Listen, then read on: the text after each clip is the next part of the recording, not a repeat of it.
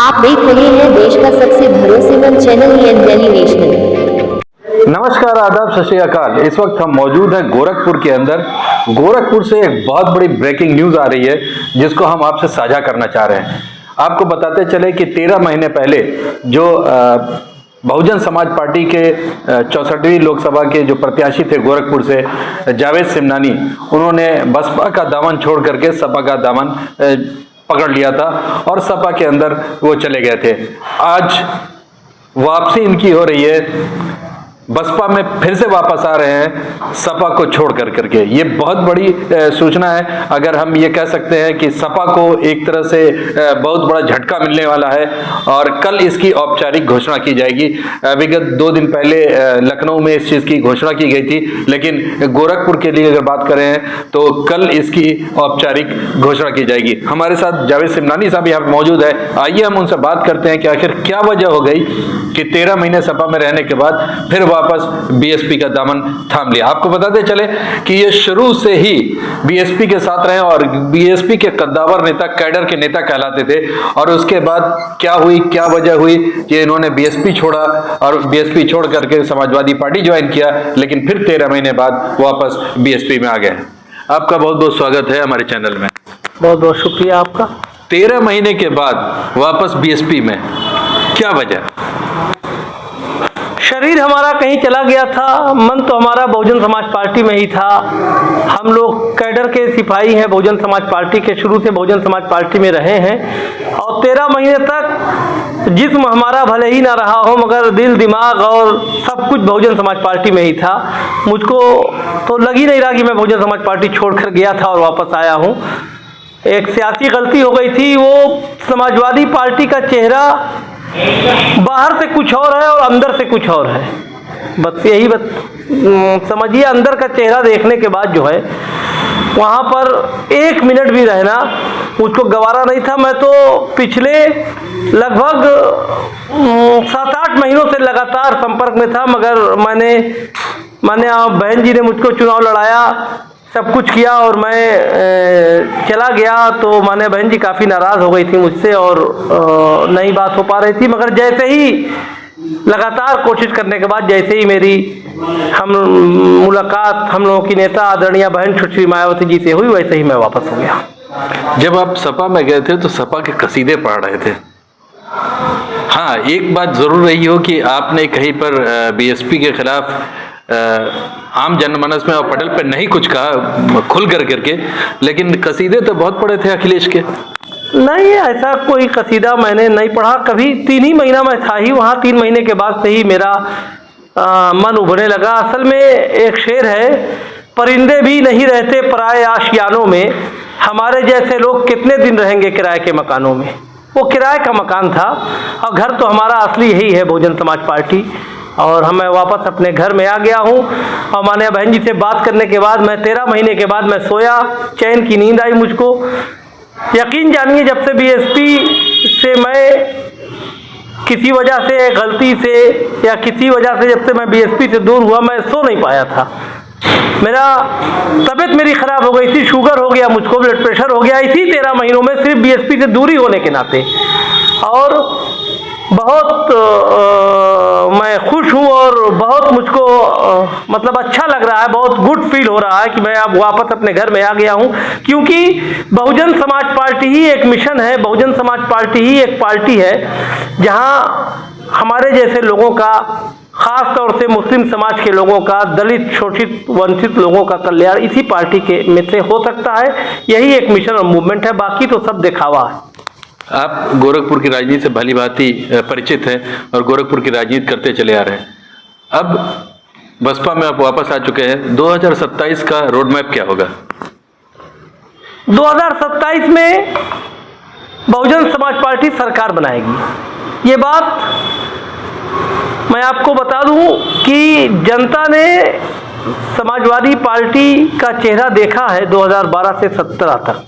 और भारतीय जनता पार्टी का चेहरा 17 से अब तक लगातार जनता के सामने है। जनता बीजेपी से ऊब चुकी है। 2022 में ही भारतीय जनता पार्टी का सफाया हो गया होता, मगर जब जनता ने देखा 2022 में कि भारतीय जनता पार्टी के सामने कौन ऑप्शन है, तो ऑप्शन के रूप में समाजवादी पार्टी दिखी। तो भाजपा और सपा में जब चूज करना हुआ तो जनता ने बीजेपी को चूज कर लिया। मगर 27 में बहुजन समाज पार्टी पूरी ताकत से चुनाव लड़ने जा रही है और भारतीय जनता पार्टी का ऑप्शन बन रही है। और जैसे ही भारतीय जनता पार्टी का ऑप्शन बहुजन समाज पार्टी बहन कुमारी मायावती जी मुख्यमंत्री के रूप में जैसे ही ऑप्शन बन के आएंगी, आप यकीन जानिए 300 से ज्यादा सीटें बहुजन समाज पार्टी जीत के आने जा रही है। लेकिन अगर बीएसपी की बात करें तो जो पिछला इतिहास रहा है, हमेशा इन्होंने बीजेपी से गठबंधन किया है और कई मरतबा आपके बहन मायावती जी का भी ये ऑफिशियल स्टेटमेंट आया है कि हमने अपने दलित वोट को जो है शिफ्ट कर दिया है बीजेपी में, इसी वजह से बीजेपी जीती है। तो अब इस वक्त 2027 में आप बोल रहे हैं, कैसे बात है? बहन जी का कोई ऑफिशियल स्टेटमेंट इस तरह का नहीं है कि हमने अपना वोट बीजेपी के लिए शिफ्ट कर दिया। बहन जी का ऑफिशियल स्टेटमेंट ये है कि भारतीय जनता पार्टी से गठबंधन के बारे में सोच भी नहीं सकते। ये ऑफिशियल स्टेटमेंट है बहन जी का। बहन जी का ऑफिशियल कोलिशन गवर्नमेंट तो इन्होंने बनाया था, मुख्यमंत्री बनी थी, सरकार बना। भारतीय जनता पार्टी ने समर्थन देके माननीय बहन जी को मुख्यमंत्री बनाया था। हाँ, तो गठबंधन तो हुआ ना, नहीं वो चाहे वो बिना शर्त का हो चाहे सशर्त हो, नहीं तो गठबंधन नहीं। अब भारतीय जनता पार्टी के लोगों ने आदरणीय बहन कुमारी मायावती जी को समर्थन देके चीफ मिनिस्टर बनाया था बिना किसी शर्त के। और बहन जी ने उस वक्त उस कार्यकाल में जो काम किया अल्पसंख्यकों के लिए, उस कार्यकाल में जो काम किया दलितों के लिए, उस कार्यकाल में जो काम किया समाज के लिए, वो सारे काम बहुजन समाज की आइडियोलॉजी पे हुए। और बहुजन समाज पार्टी की नेता आदरणीय बहन सुश्री मायावती जी जब मुख्यमंत्री बनी है तब उन्होंने सारा काम अपने आइडियोलॉजी पे किया है। बहुजन समाज पार्टी अपने आइडियोलॉजी से कभी समझौता नहीं कर सकती। बहुजन समाज पार्टी की अपनी अलग थीम है, अपनी अलग आइडियोलॉजी है। बहुजन समाज पार्टी इस देश में अंबेडकरवाद कायम करना चाहती है।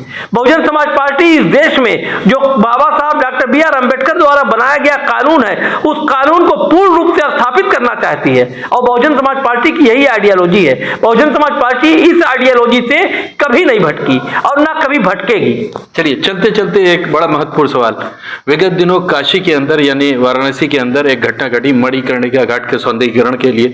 वहां पे इल्जाम लगाया गया कि वहां पे मूर्तियां तोड़ी गई और प्राचीन जो मंदिर थे उनको तोड़ा गया, जिस पर मुख्यमंत्री जी ने पलटवार करते हुए कहा गया कि ये जितने भी वीडियोस दिखाए गए AI है। हम आपका रुख जानना चाहते हैं, आपका क्या कहना है? देखिए, हमारा बहुजन समाज पार्टी का, हम लोगों का धर्म और जात विशेष से कोई मतलब नहीं है। हम लोग धर्म और जात की राजनीति नहीं करते, किसी भी धर्म की। और बहुजन समाज पार्टी की आइडियोलॉजी किसी भी धर्म के खिलाफ नहीं है, सारे धर्म के साथ हम लोग हैं। हाँ, एक बात जरूर है कि हमने अपनी पूरी उम्र में और ये नहीं देखा और ना कभी पढ़ा कि जितनी ज्यादा मंदिरों को इस सरकार ने तोड़ा है, ये इतिहास में नहीं मिलता। इतिहास मतलब इन्होंने सारे इतिहास को तोड़ दिया, हजारों हजार मंदिरें तोड़ डाली। और काशी में ही नहीं, पूरे देश में ये लोग आस्था के नाम पे जीरो है। इनके कहने का मतलब है भारतीय जनता पार्टी की जो आइडियोलॉजी है कि जो लोग RSS के हैं, जो लोग बीजेपी के हैं वही हिंदू हैं। जो भारतीय जनता पार्टी की आइडियोलॉजी से सहमत हो वही संस्कृति लागू करना चाहते हैं। ये ना ही तो हिंदुओं के समर्थक हैं ना ही मुसलमानों के, ये अपनी आइडियोलॉजी लागू करना चाहते हैं। ये किसी भी धर्म के हितैषी नहीं है, ये सारे धर्म के विरोधी हैं। हमको तो लगता है ये नास्तिक लोग हैं, आस्तिक नहीं है। क्योंकि जो लोग आस्तिक होंगे वो अपने धर्म के साथ साथ दूसरे के धर्म की भी रक्षा करेंगे, मगर जो लोग नास्तिक होते हैं उनका कोई धर्म नहीं होता। वो अपने धर्म की ना रक्षा करते हैं ना किसी दूसरे के धर्म की रक्षा करते हैं और उनको किसी की आस्था से कोई मतलब नहीं है। भारतीय जनता पार्टी ने काशी में हजारों हजार साल पुरानी जो मंदिरें थी, जिनमें लोगों की आस्था थी, उसको तोड़ा भारतीय जनता पार्टी ने। अभी यही हमारे बगल के शहर देवरिया में, और जब से हम लोगों ने होश संभाला तब से हम लोग देवरिया जाते थे, तो जैसे ही आप उसके ओवरब्रिज से नीचे उतरिएगा, बाएं हाथ पे एक मजार थी, उस पे जो मजारें होती हैं, इस देश की मिली जुली संस्कृति है। ये देश बहुत ही खूबसूरत देश है। ये एक ऐसा देश है दुनिया के पटल पे कि यहाँ पे जो हमारे हिंदू भाई हैं, वो जब मस्जिद के सामने से या नक्को शाह बाबा की मजार के सामने से गुजरते हैं हिंदू भाई, तो वो रुक जाते हैं और आस्था में अपना हाथ उठाते हैं, हाथ जोड़ते हैं, सलाम करते हैं, तब आगे बढ़ते हैं। ये इस देश की खूबसूरती है।